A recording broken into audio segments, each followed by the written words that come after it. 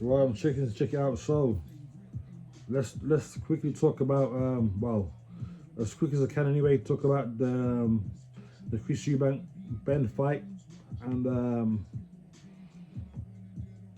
really I just want to talk about the optics of it, really, or the optics of it, right? So what I noticed all fight build up, especially in the fight week, everything was very pro Matchroom, everything was pro Conor Ben, how great he looks and all this stuff like blah, like it was sickening. Like most of the boxing media channels and that, a lot of these people are paid shills, man. The paid shills, right? So they're gonna do what they're gonna do. They're gonna do and say what they gotta do to keep in the good books of fucking Matchroom and the Zone, right? So they'll do that, right? So I noticed that as well. I noticed quite a few others. Boxing people in the industry turning into favor of Conor Ben. He was a two-time he failed two fucking dope tests, right? Of which still hasn't been fucking explained, right? Not only that, he's a fucking arrogant narc. There's not one redeemable, likable feature about this guy, right? This guy is insufferable, right? And for some reason, the people like that are the ones who are celebrated. These are people like this. These are people who are uplifted and celebrated in life in general. Yeah. Like I don't understand it. I can't wrap my head around it. Why these fucking these kind of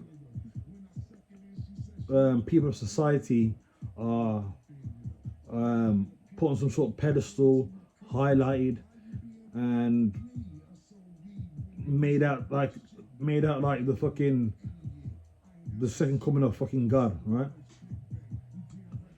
And you got people like Eubank, right? Had a clean career, no failed dope tests, nothing. Someone who minds his own business, just gets on with it, and has always been hated from day one. The same like his father. Clean, honest fighter, just hated for no reason, right? And yeah, so using that example, a lot of people disliked Chris Eubank for what reason? For what? Because he's a little bit different. Because he talks clear and precise. He's got his own style. Instead of arrogant, narcissistic people like fucking Nigel Benn, who back then was heralded as a man of the people, right?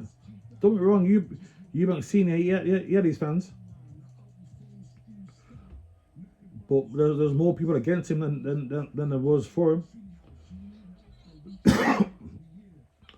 So now, so fast forward again to this fight now. So everybody's celebrating a win against a weight drained old fighter. Everyone's celebrating this Conor Ben win over. That's what it was. Conor Ben had to fight a man who was weight drained. Yes, he agreed to the weight stipulation in the first fight, and obviously there was no wiggle room in the second fight to do it. So yes, yeah. So I'm not saying he done that. Yeah, he accepted the £10 rehydration clause. Yeah, so I can't say there isn't no fault on his behalf, but obviously it cost him in this time, and it was obvious, it's clear as day. He was a fucking shell of himself. Yet Conor Ben's getting heralded as this fucking people's champ for beating a man, a 36-year-old who's a fucking shell of himself, a dehydrated guy who was in there in that ring at night and running on fumes. Yeah, and obviously there's more to it than that, right? As Eubank alluded to, and Ben Shalom as well. There was shit going on in that camp, and they were saying he's been through hell and back, and he was glad even to make it to the fight. It was an achievement, basically. Yeah. So I don't know what happened, but I can only imagine it was some sort of he had some sort of severe injury, or some sort of illness or something, or some personal issues as well. It could have been any one of them three, which had a massive effect as well. Right, so you got all these factors involved, right? So obviously Eubank didn't make that excuse. He didn't use that as an excuse at the end of the fight, but he just made it known that he had, he went through hell and back just to get to that fight. But regardless of that, everyone knew that Eubank that fight was one fight too many at that weight, right? And the drug cheating knock, yeah, is being heralded as this fucking hero by all these by the media, quite a lot of fans as well. It's just disgusting. I just don't understand it. How degenerate and immoral people like that are always heralded, or always heralded and uplifted in our society and in our life. I just don't get it. I'll never understand it, right? But that's why. But even though he won the second fight don't count. Everyone knows what they saw there. He fought a man who was in there fumes. So the first fight is the first fight recounted, and he won that one. Again, he was probably about 60% of himself. He was everyone's in the weight drain, and he got battered, and he battered fucking Ben in that fight, being severely dehydrated. This time around now, whatever, the multiple things going on, he finally beat him. Wow, great. And everyone's celebrating his big win as if he beat a fully hydrated, fit Chris Eubank Jr. No, he fucking didn't. This is not the same as when Terence Crawford, right, who was a career 147-pound fighter, went all the way up to 168 pound, no rehydration clause on Canelo, and whooped his ass. Right? No one can top that. What Terence Crawford done there. Yeah? No one can top that. Now, again, if there was no weight restrictions involved now, and he fought Eubank at either 160 with no rehydration or 168, and he beat him soundly, fair enough. No one can say shit. Right? And going back to Crawford's older than Canelo as well. And he's been less active as Canelo and still whooped the ass. He whooped the face of boxing.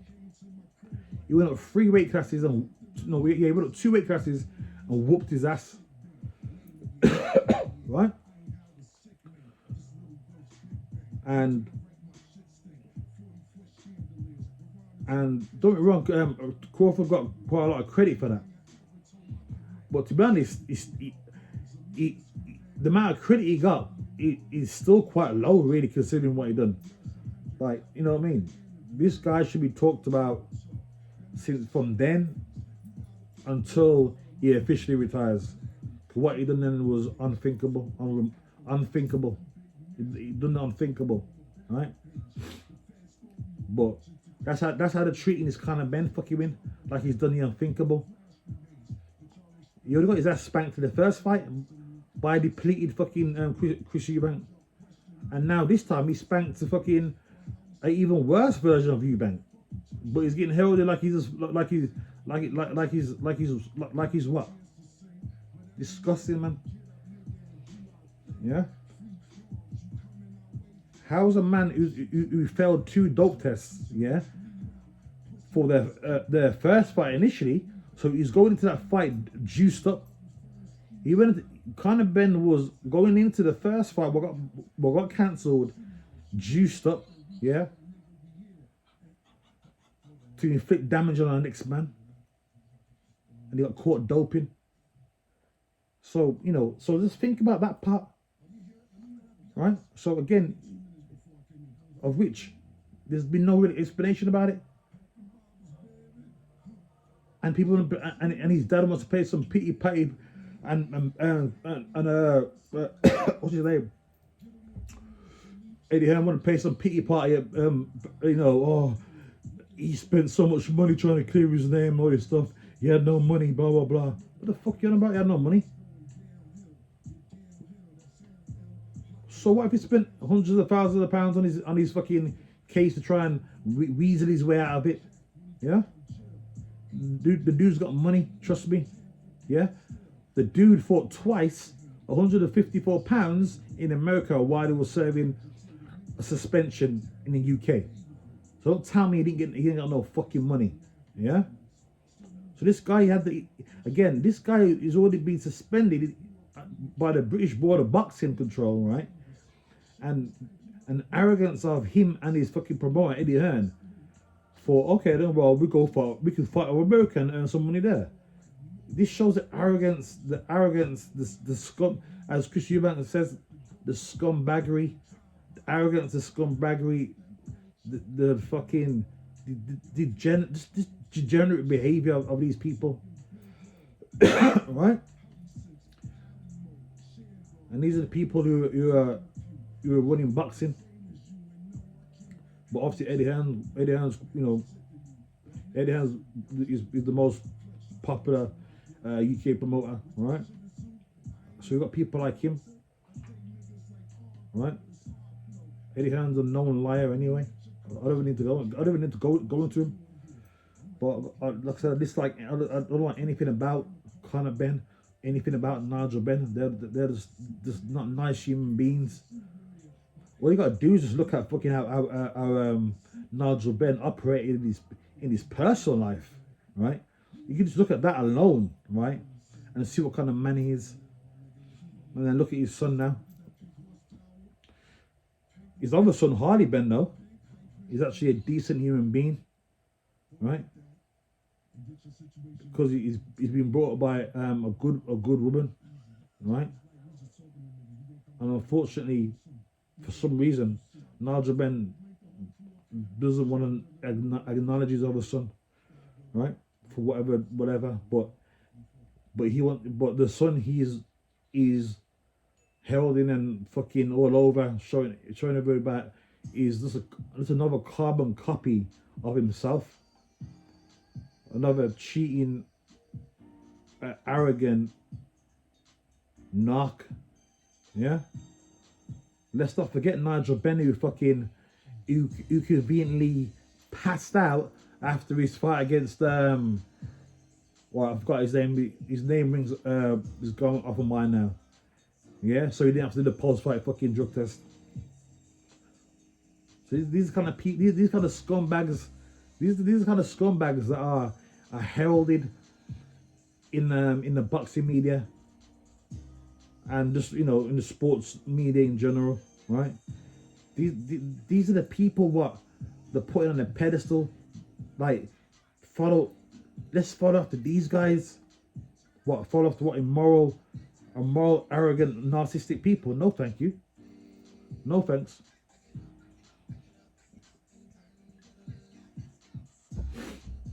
But that's just life in general, though. That's life in general. A lot of evil prospers in this life. A lot of evil prospers, and that's just a fact of life in general. Evil usually prospers over good. But we still have enough good times. We still have enough instances of where good does come to pass, right? where righteousness does overthrow evilness, right? Again, look at the first fight with Eubank. The first fight, yeah. The first fight. For him to beat a guy who tried to juice up to fight him the first time, for Chris Eubank to beat him, done wonders just for British boxing and for just the righteousness of just the righteousness of how can I put it? Just the righteousness of of life, right? That was a perfect result. Him whooping his ass the first time, because righteousness won. Yeah, righteousness overthrew evil, deceitful, horrible, bad-minded people like Conor Ben and the rest. Yeah. And look what happened just recently now. Fabio Wardley beating Joseph Parker. Joseph Parker was doped up on coke going into the fight. Yeah. This guy took fucking PEDs. Even they don't want to call it PED. They just want to call it a recreational drug. But it's not a performance enhancing drug, according apparently. Yes, it fucking is. Right? It's a performance enhancing drug. Yes, it fucking is. Right? Cocaine. All you got to do is just Google what cocaine is, what it does. It's a stimulant. It can make you more confident, make you more pain tolerant, give you more of a just overall buzz. Right? Right. So there's quite a lot of properties in there to enhance your performance, isn't there? But again, the media want to play it down. Oh, it's just a recreational drug. It doesn't make sense why he'll take it. Blah, blah, blah. He's such a nice guy. Yeah, he's such a nice guy that back in 2019, him and a bunch of other guys in New Zealand were caught in a fucking drug smuggling ring, fucking smuggling meth and whatever else. Yeah? Somehow Parker got off, but he was involved with these people. Yeah? And them other dudes are doing long time, doing stretches, 17 years, 18 years. Yeah? So again, we had the instance there where righteousness won. The right man won there. Fabio Wardley. The right man won. Right? But like I said, the way of the world though in general, it's evil always, it seems like evil just seems to keep prospering more and more so. Right? We need to get some, that's why it's important to restore as much balance of righteousness as possible. Get what I'm saying? I'm sick of it, man. You know, we can look at expert of Psalms 27.2, right? When evildoers assail me to eat up my flesh, my adversaries and foes, it is they who stumble and fall. Though an army encamp against me, my heart shall not fear. Though war arise against me, yet I will be confident.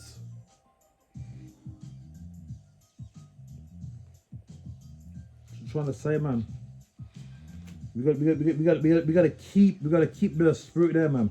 We gotta make sure righteousness prevails, because there's a lot of evil, bad-minded people out here. Yeah, you are altering people's lives.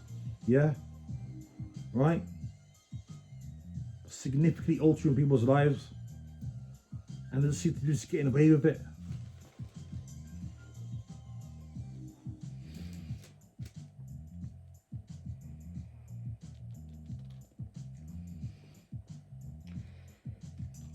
Another expert from Psalms.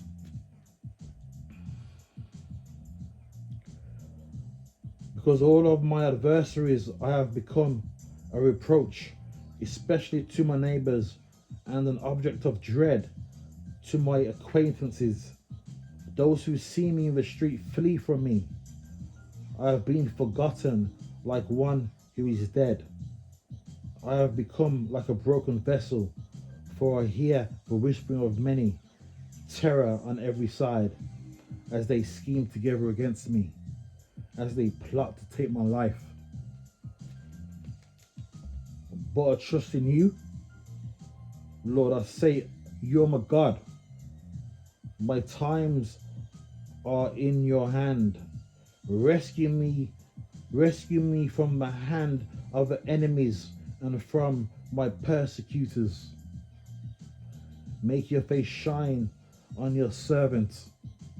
Save me in your steadfast love. Lord, let me not put to shame, for I call upon you. Let the wicked be put to shame. Yeah? Let the wicked be put to shame. Let them go silently to show. Let the lying lips be mute, which speak insolently against the righteous in pride and contempt. Right. We gotta keep righteousness. We gotta stay as righteous as possible, man. Because there's too many snakes out here. Yeah, the snakes. There's too many heads of the snake going around. Yeah, infiltrating, putting out false narratives